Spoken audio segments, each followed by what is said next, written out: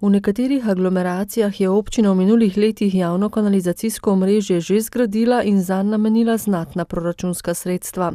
Z načrtovanim povezovalnim vodom do čistilne naprave v poslovni coni bo v naseljih vse od Škocjana in Zlogan pa do Dobruške vasi z izjemo Grmovelj naposled rešen pereč problem odpadnih komunalnih voda.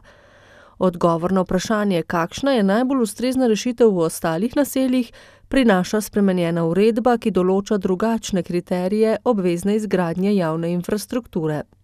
Uredba v 19. členu govori, da naselja manjša od 500 prebivalcev ni potrebno na osnovi ekonomskih kriterijev opremiti za javno kanalizacijo. Ekonomski kriterij pa pomeni, da je investicija v hišne čistilne naprave vsaj 3-krat cenejša.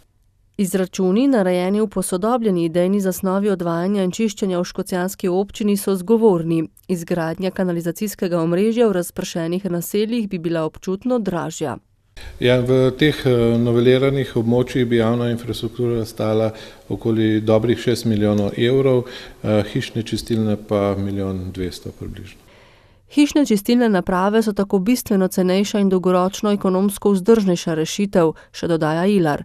Za vzpostavitev hišnih čistilnih naprav ali nepretočnih greznic imajo občani še dovolj časa. Do konca leta 2021.